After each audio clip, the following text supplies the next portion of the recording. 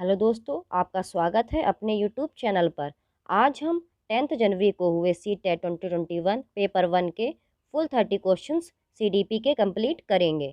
तो आपका पहला क्वेश्चन आया था, निम्नलिखित में से कौन सा कथन सही नहीं है। आप इसमें ज़रूर फोकस कीजिए, सही नहीं है पूछा गया है या सही है पूछा गया है। तो इसमें पूछा गया है सही नहीं है, वो कथन आपको बताना है। तो आपका पहले का ऑप्शन दूसरा सही हो जाएगा। विकास केवल आनुवंशिकता से प्रभावित होता है। तो आपका सेकंड क्वेश्चन आया था, निम्नलिखित में से कौन सा भाषा अर्जन के लिए संवेदनशील काल है। तो आपका 22 का ऑप्शन दूसरा सही हो जाएगा, प्रारंभिक बचपन, अर्ली चाइल्डहुड। आपका थर्ड क्वेश्चन आया था, डैश और डैश बच्चों के समाजीकरण के लिए माध्यमिक एजेंसियां हैं। तो आपका तीसरे का ऑप्शन तीसरा सही हो जाएगा, स्कूल धर्म, स्कूल रिलीजन। आपका फोर्थ क्वेश्चन आया था, जीन पियाजे के संज्ञानात्मक विकास के सिद्धांत में बच्चों द्वारा संरक्षण प्राप्त किया जाता है।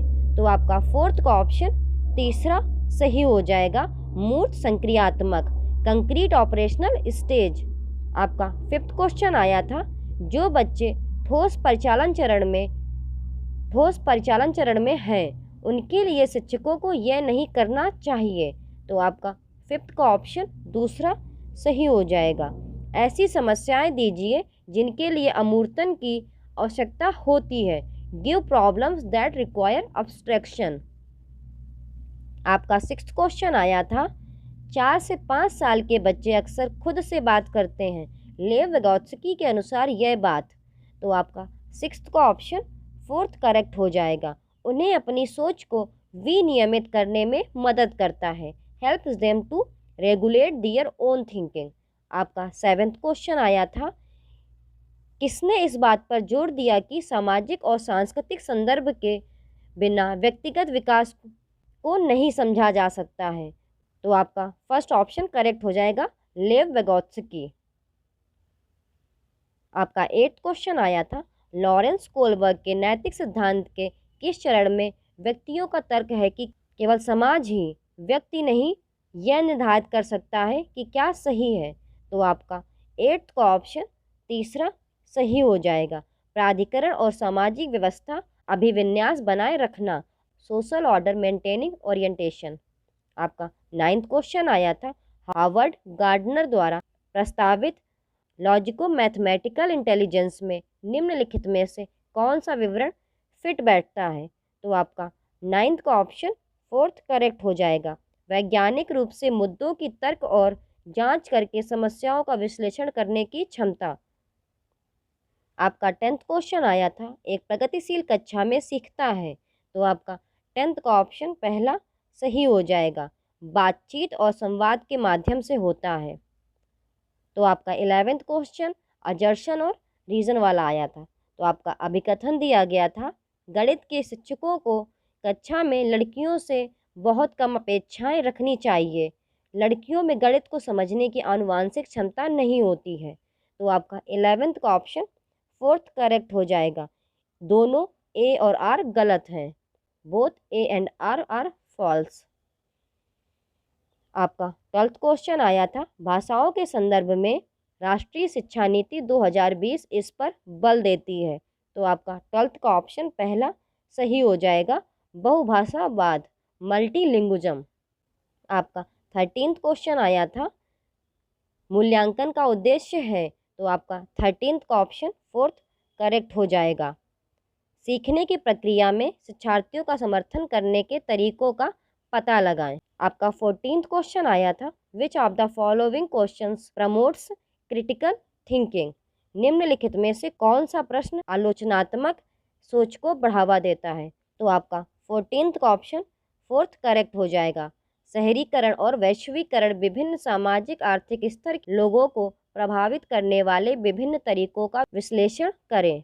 आपका 15th क्वेश्चन आया था, शिक्षार्थियों के बीच व्यक्तिगत मतभेदों को पूरा करने के लिए एक शिक्षक को चाहिए। तो आपका 15th का ऑप्शन दूसरा सही हो जाएगा, शिक्षार्थियों द्वारा उनके साथ उपयोग किए गए पिछले अनुभवों का निर्माण करें। आपका 16th क्वेश्चन आया था, एक समावेशी कक्षा में, तो आपका 16th का ऑप्शन दूसरा सही हो जाएगा। छात्र समान रूप से पढ़ते और विकसित होते हैं। आपका 17th क्वेश्चन आया था, आर्थिक रूप से कमजोर वर्ग के छात्रों की शिक्षा के संबंध में शिक्षा का अधिकार अधिनियम 2009 के खंड 12 द्वारा निम्नलिखित में से किसकी सिफारिश की गई है? तो आपका 17th का ऑप्शन दूसरा सही हो जाएगा, निजी स्कूलों में आरक्षण। आपका 18th क्वेश्चन आया था, निम्नलिखित में से कौन सी सीखने की अक्षमता गणितीय गणना करने की क्षमता को सीधे प्रभावित करती है? तो आपका 18th का ऑप्शन पहला सही हो जाएगा, डिस्कैल्कुलिया।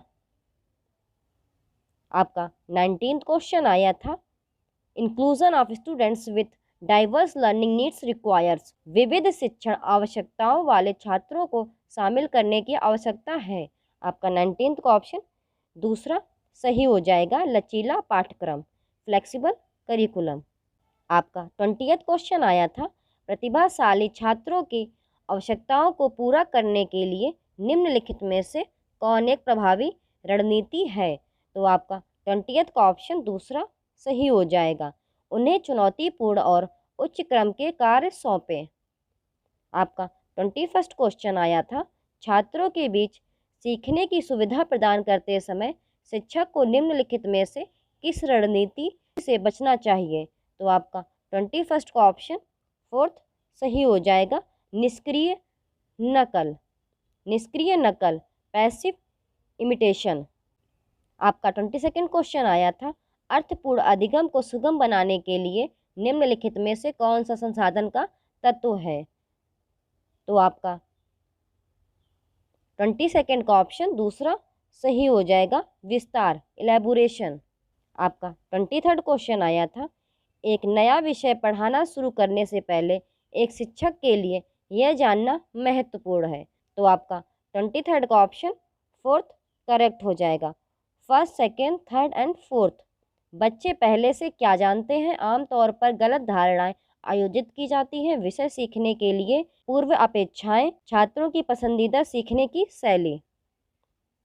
आपका 24th क्वेश्चन आया था, निम्नलिखित में से किसको सीखने के लिए रचनावादी दृष्टिकोण द्वारा बढ़ावा दिया जाता है? तो आपका 24th का ऑप्शन दूसरा सही हो जाएगा, पूछताछ आधारित शिक्षा, इंक्वायरी बेस्ड लर्निंग। आपका 25th क्वेश्चन आया था, एक शिक्षक विद्यार्थियों को अपनी सोच प्रक्रियाओं के बारे में सोचने के लिए कह रहा है, वह छात्रों के बीच किस तरह के कौशल विकसित करने पर ध्यान केंद्रित कर रही है? तो आपका 25th का ऑप्शन दूसरा सही हो जाएगा, मेटा कॉग्निटिव, मेटा संज्ञानात्मक। आपका 26th क्वेश्चन आया था, the strategy to remember a long string of letters by grouping that into memorable and meaningful parts is called.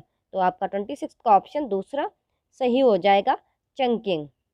आपका 27th क्वेश्चन आया था, लक्ष्य प्राप्त करने के लिए पहले से सीखे गए नियमों के सरल अनुप्रयोग से परे जाकर एक नए स्पष्टीकरण तैयार करना और परिणामों का मूल्यांकन इसके महत्वपूर्ण भाग हैं।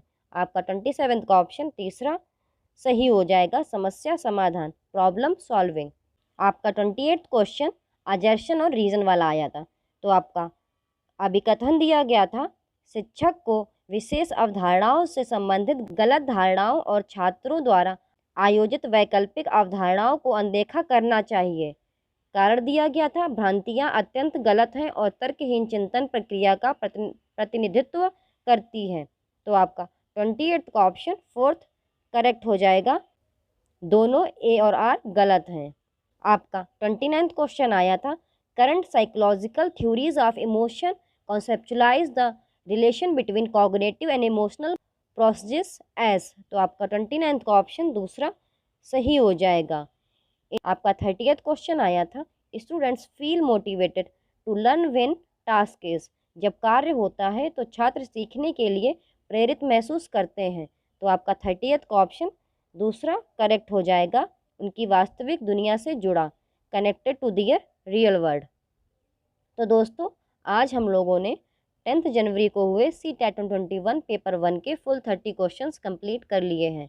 अगर आपको ये वीडियोस अच्छे लगते हैं तो यूट्यूब चैनल को सब्सक्राइब करें, दोस्तों के साथ शेयर करें, वीडियो को लाइक करें। Thank you for watching the video.